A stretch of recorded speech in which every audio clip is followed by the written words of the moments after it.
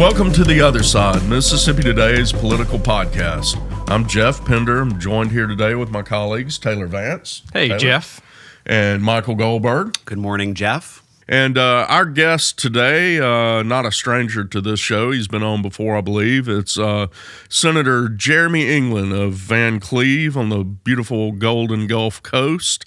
Represents District 51 in Jackson County. And he is the chairman of the Elections Committee and has been very busy so far this session. Mr. Chairman, welcome. Thanks for coming on. Yeah, thank you. Good morning, gentlemen. I appreciate you guys having me on the show today. I guess we'll get started. One issue that's come up in over the last week or two. A lot of people may have noticed a little bit of I guess you would call it a political dust-up, maybe involving you and the governor, and obviously several other folks got involved. You want to kick us off and explain a little bit of what happened? Yes, I'd be happy to do that. So I have a bill that's working its way through the process right now. It's a bill that would allow in-person early voting, which is a very simple bill. I've been told it's a very common sense bill, and I agree. It allows people to show up at the polls, at their circuit clerk's office up to 15 days prior to an election, show a valid photo ID, printed an actual ballot and cast that actual ballot just like they would on election day at their precinct. The governor tweeted, or I guess on X, I'm not sure what you call an X comment these days, but he put on there that I think he called this a Democrat priority, and then kind of I got labeled the infamous term rhino, and you were in cahoots with Democrats, right? That's right. But look, that's kind of where that went. I never saw any discussion about my actual bill. I would have preferred that. I would have liked for the personal comments and whatnot. They're not very helpful.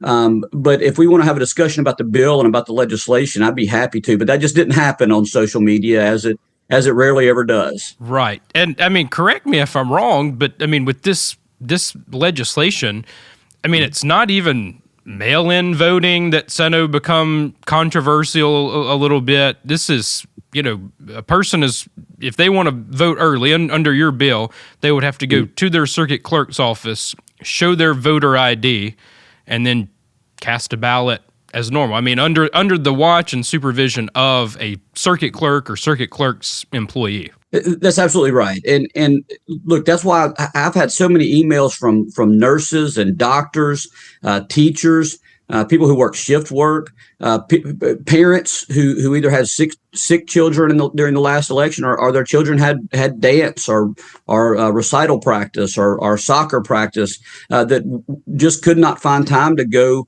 stand in a line from the hours of 7 to 7 on election day. And they said, "Look, I would love this. This would have allowed me to vote if we had that in place." But Taylor, like you mentioned, this doesn't do anything to mail in voting. It does get rid of in-person absentee voting, which is currently 45 days but you have to have an excuse. You have to sign an affidavit. So basically you swear an oath that you're either going to be out of town or you're 65 years older or older. You have to meet one of those 10 to 12 very specific excuses to be able to vote like that. We are getting rid of that. So we're essentially replacing that with 15 days of in-person, no excuse early voting. And we would be joining the vast majority of other states with that, correct? That's absolutely correct, Jeff. Yeah, so 47 other states do this. Now they may do it a little different. And look, I've told everyone, of course, on my part, it's very important. President Trump, I think, was able to pull off this last victory by embracing and encouraging folks to go out and vote early where that's available. Now, I think some states probably extend it way too much. They maybe allow polls to be open too long. Other states will mail a ballot to you a while in advance, whether you request one or not. We're not doing that. We're not doing ballot harvesting. We're not doing mail-in voting, other than the absentee process we already have. We're just not doing any of these things. We're taking a very limited approach to open this up, to make it to make it more convenient to vote. And look, I'm hearing I had overwhelming Republican support, and of course Democrats voted on this bill as well. It's a good bipartisan bill, which I really like to see come out of our legislature when we can. Senator, you mentioned President Trump embracing early voting in 2024. There's an extent to which there's been an evolution on the Republican side of embracing early voting.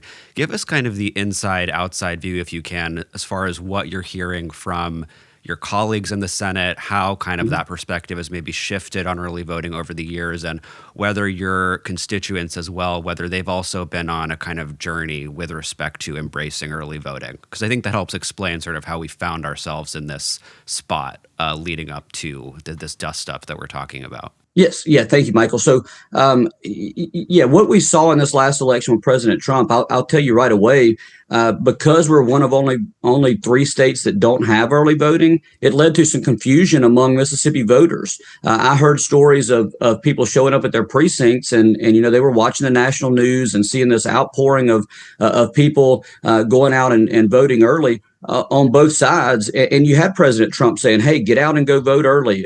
Go bank your vote, I think was the term that they used. And so Mississippians were showing up at their clerk's office and they would say, hey, I'm here to vote early. And they were told, well, we don't do that. And so that led to some confusion.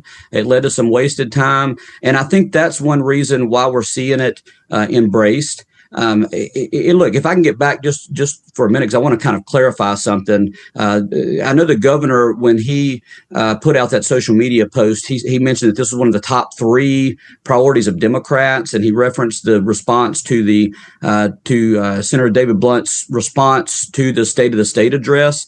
And I just want to say that's verifiably false, because I went back and looked at that. I number one, I asked Senator Blunt, hey, did you mention something about early voting? I've got the social media comment that I'd like to look at, and he told me no, and I went back and looked at the transcript, and of course it wasn't even in there. So that's the only attack I've had from that, from really anyone in the Republican Party at this point is look, this was a Democrat priority, and again, that's verifiably false on its face.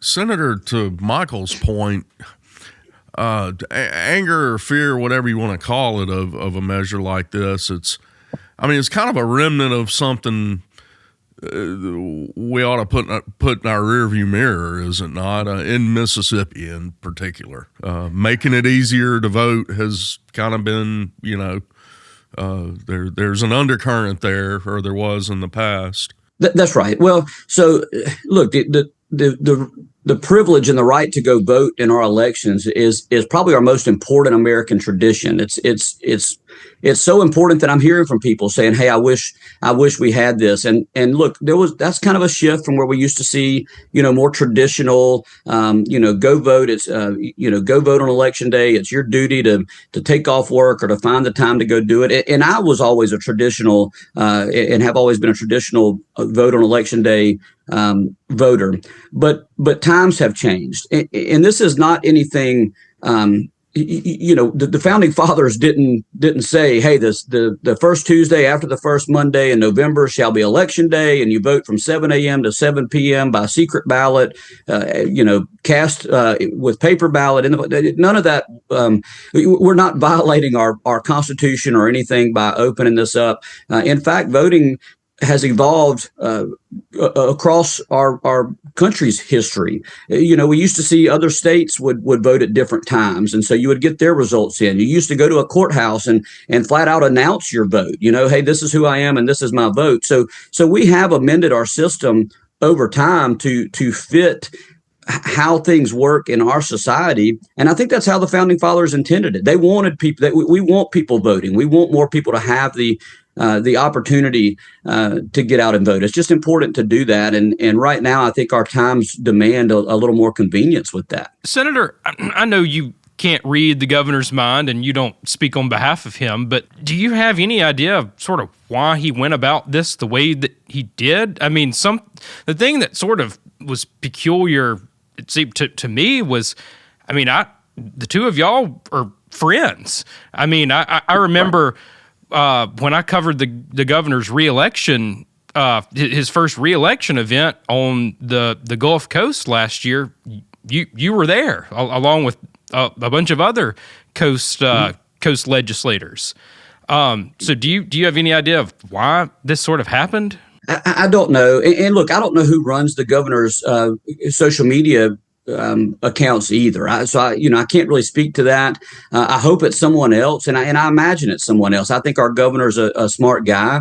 I think that whether he disagrees with me or not, he could probably articulate why he disagrees with me on this bill better than jumping into personal attacks. So hopefully somebody in his office was told, "Hey, look, put the phone down, get off of my social media. Don't do this. That's not how we operate." Because that really it wasn't a good look. It wasn't a good look for either the governor or for me, really, or for our party, and especially the way it progressed. I really like what our current chairman of the state party, Mike Hurst, and executive director Rance Bilbo, what they're doing. They've told all of us their message has been, hey, we've got to start doing a little better on minority outreach and reaching other groups of people and let them know what our Republican platform is and see if we can get more voters that way. And I think this might have set that back. I hope not, because I agree with what the chairman and what the state Republican Party wants to do there. But I guess, Taylor, to answer your question, it was surprising. I think the governor's doing a great job. I think the economic development that we're seeing here has been fantastic. And look, I think that once we move on from this will just be kind of like I said, a dust up. The dust will settle. It's already settled as far as I'm concerned. And I just want to move on and hopefully get this bill to his desk. Senator, I wanted to ask you to opine on the style of politics that this incident sort of exemplifies. Lobbing insults of a personal nature on social media. Is this something that we would have seen before President Trump? From your perspective, is this sort of trying to model a style of politics after President Trump? I mean, what do you make of this particular sort of tactic? Yeah, so look, I think this is something that's been building. I definitely think the Trumpian version of politics is kind of what this is now being labeled and what the model is. But I remember having to respond to whether I was a deplorable, and I think then candidate Hillary Clinton mentioned that, and we've had there have been personal attacks all along in politics, but it does seem to be more prevalent now. I think because just more people have gotten into that, and like I said, I think that's the easy way to do things. It's the worst way to do things, but it's easy to throw a personal attack at somebody, to attack their bill or to attack legislation or how they work on it. But Michael, when I go and speak to every group, I don't care if it's a small little group of middle school or high school students all the way up to a room full of business leaders, I'm always sure to mention to them, look, what you're seeing on the news happening in Washington, that doesn't happen in Mississippi. We don't butt heads. We don't call names. We don't, Republicans and Democrats can fight on the floor about a bill based on policy reasons and then go have dinner together or have a drink together after that's over and be courteous to them and talk to them like they're friends because we are friends. We see each other's spouses and children and everybody around the Capitol, and there's some really good people for the vast majority of legislators on both sides of the hall. People have done a good job electing people to be there on both sides of the aisle, and I hope that is the message that I hope we can stick to from Mississippi. Of course, this last dust up didn't help that any, but look, we do things differently here, and I hope we continue to do that. Well, moving forward, your bill did pass the Senate. What are you hearing from the House side? What does it sound like its chances are? I know you talk with your counterpart over there quite frequently. Yeah, so Noah Sanford and I, we haven't had a chance to visit on all of our election bills yet. Last year was my first session as a chairman of elections. It was also his first term as chairman of elections, and we worked very well together. And I expect that to be the same this year. We'll get together. We'll talk about bills. He and I both have very, very similar bills. In fact, I think a few of them are probably worded identically. We'll decide which of those bills we're going to move forward and try to get to the governor's desk. But last year when we passed this bill, we passed this very same bill out of the Senate last year, and it didn't get even brought up in committee. But what Representative Sanford told me last year was, look, let's have a hearing on this. Let's find out a little bit more about it. and then I'll be happy to look at it again next year. We did that. He held a hearing this past off season to talk about specifically early voting and how we can look at that. We had the Circuit Clerks Association, elections commissioners. We had some policy advisors from big national think tanks. And so we did that. And he told me, look, we plan to move this. As a matter of fact, he had a few bills dropped by some representatives. He said, look, we've got a bill coming over from Chairman England. Let's get that over here and look at it then. So I do expect it to come up in committee and to make it to the House floor and vote. At least that's my hope. And that is everything at this point is pointing to us going there. I know this got a lot of attention, but you've got quite a few important bills in your committee. One, I believe you talked with us about before. One major issue is campaign finance reform. And as I recall, you've got several pieces perhaps moving on that front. Yes, we do. So last year we did that, and that's something very important for the lieutenant governor out of the last election, and also very, very important to the Secretary of State and the Attorney General. And I've talked with each of them over that. Last year we had one big campaign finance reform bill. I kind of call it the campaign finance reform omnibus bill. And there were some things that I learned that some people just didn't appreciate, didn't think would work. We worked through that process last year. And what I did this year was came back with several different smaller bills that just touched on individual parts of that. One being the $1,000 limit on corporations that the Attorney General looked at the law and said, look, this only applies to Mississippi corporations and corporations doing business in Mississippi. So we passed a bill out of the Senate that makes that apply to all corporations, regardless of where they are incorporated, whether it be another state or another country. Even we have a bill that says that foreign nationals cannot donate money to ballot measures. We already have in the law that they can't donate to candidates or parties, but now we extended that to any ballot measures. We again tackled this idea of putting everything online, and the Secretary of State having a centralized website that we require campaign finance reports to be filed online, and we extended that all the way down to the municipal level this year. So they're going to go now. What we did do, we didn't require online filing yet. I think we're going to get to that point, and I think we should get to that point. But for what we did this year and what enabled us to get it out of the Senate this year was just saying that you may file it online, but you still may also file it by email or fax or hand delivery if you want to do that. But we do require those to be uploaded. So those will be available. And look, that's an important issue in Jackson right now. A municipal clerk may say they have these records, but they're not turning them over like they should.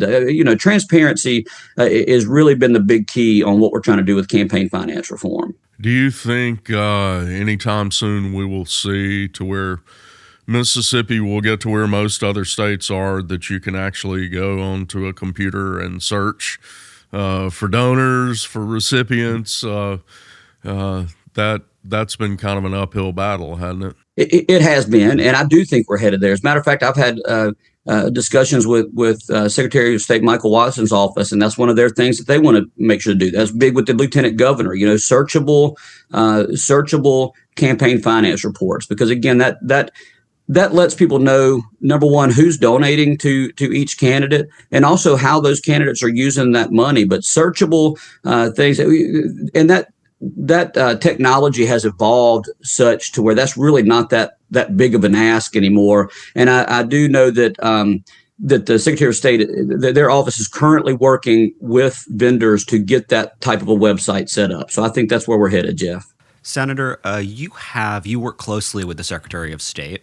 You have, I believe, at least two colleagues who have announced their intention to run for Secretary of State. I won't ask you to make an endorsement on the show unless you want to. But what is important in a Secretary of State? What do you hope that the next one will tackle first and foremost? Well, so look, we've been talking about elections during this show, and I appreciate that, being elections chairman. But elections is just one part of what the Secretary of State's office handles. It's sort of a very large umbrella of an office that handles elections. They handle business formations and business filings. Titlings is one big area of things they handle. They monitor and require reporting from charities to make sure that charities are acting appropriately. And so every bit of that requires a ton of organization. It requires a the ability, I would say, to multitask and to make sure that things are going correctly. And look, Lieutenant Governor Delbert Hosemann was Secretary of State for 12 years, and many of his policy advisors that came over they came over from his office then, and now they're serving in Lieutenant Governor's office, and they're very knowledgeable because of that across the spectrum of many different things. So organization, I would say, is very important. You're going to have somebody that's going to put the right people in place that can keep that office functioning and can handle each of those aspects, and also be able to reach out and talk with individual members in each of our 82 counties, because so much of the business that we transact and what we do goes through that Secretary of State's office, if for nothing else, to keep records that are very important for citizens of Mississippi. Now, if you wanted to throw your hat in the ring for that race, you could make that announcement now. Yeah, I'll tell you what, I'm happy where I am, Jeff. I appreciate it. I've got a wife that does a great job taking care of my kids. We've got a 10-year-old girl and a 14-year-old son, and we've told them, look, wherever God calls me and whatever we do, we believe in that, and we'll let doors open. But for right now, I think I owe it to them to do this part-time legislative spot, and I enjoy it. It is such an honor to serve as a state senator. I enjoy talking with the people of District 51 and everywhere else. So look, I'm gonna stay put and do what I can do, and I think we've got some good things rolling, and I'm excited to be where I am. But thank you for that compliment. Sure. Look, we're getting to sort of the backside of this session. Unbelievably, that's hard to think about. Still a long way to go on a lot of major issues. Tax cuts, obviously, is going to be a huge one. What are you hearing on that front right now from your Senate colleagues?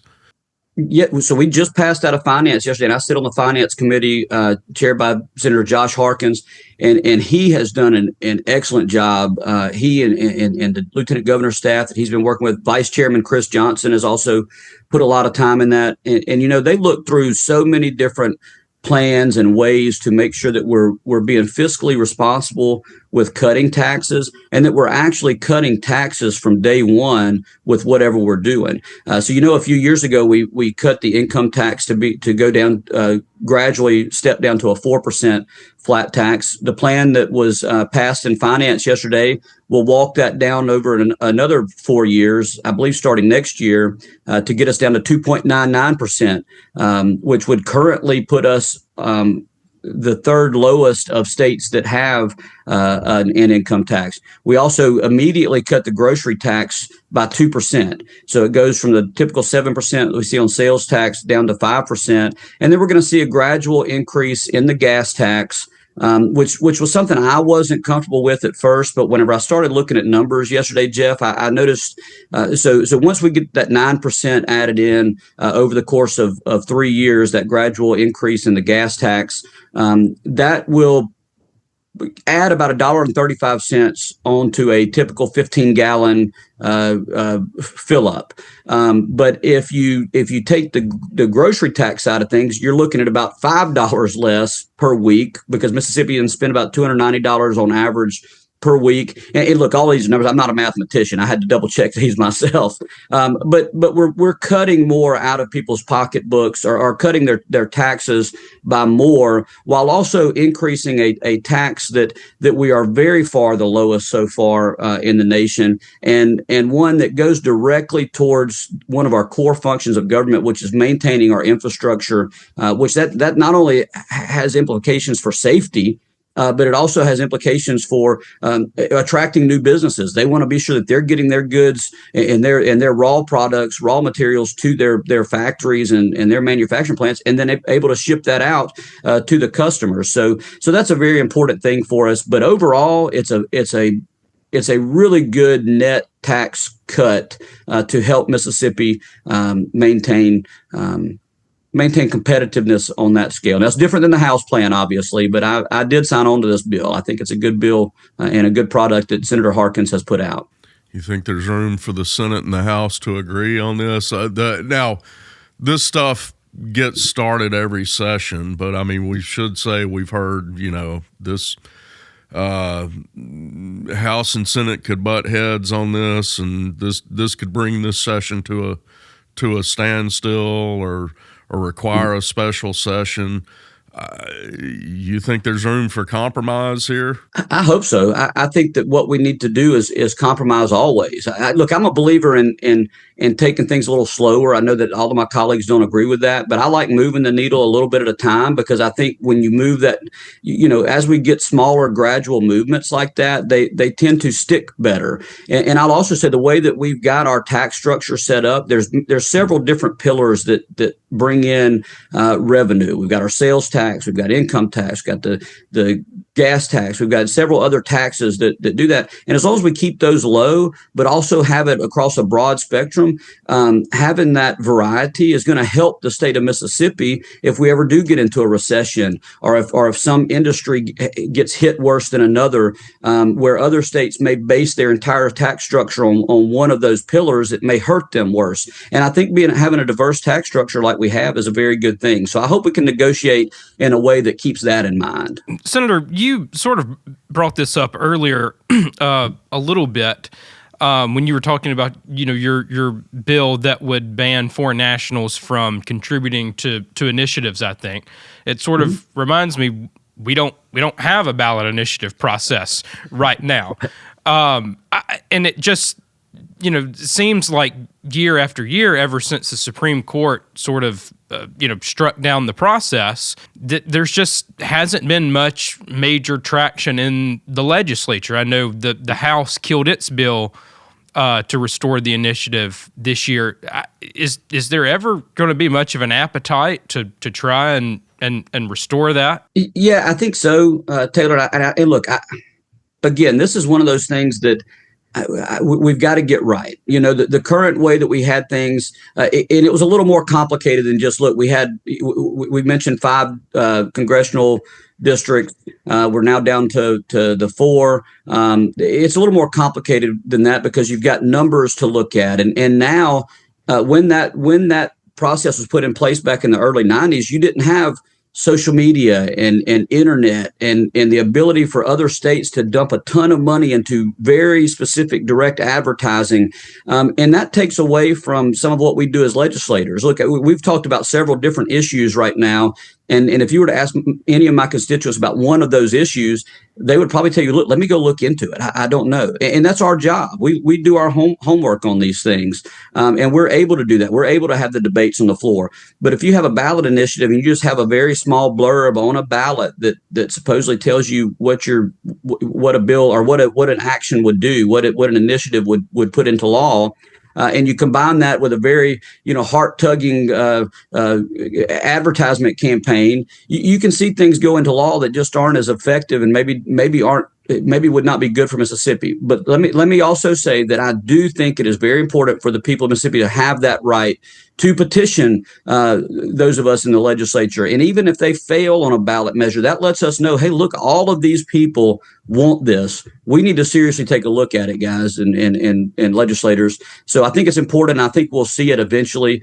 I guess, look, the tax is going to take a lot of the air. Talking about cutting tax is going to take a lot of the air out of the room this year. But we're not going to stop hearing about it, I think, until we get that rolling. And I think people want that. Chairman England, we appreciate you coming on today and updating us on a variety of topics. We'll, if it's all right, hopefully have you back on very soon. Yeah, it's always nice to have the senior senator from Jackson on the podcast. That's right. Senior senator for Jackson County. Yeah, Bryce Wiggins will appreciate you saying that. Right. Senator Bryce Wiggins is a great friend. I love picking on him a little bit. And look, Mike Seymour as well, both of which have been there longer than me. I will give him that shout out. All right. Well, thank you, Senator. We appreciate it.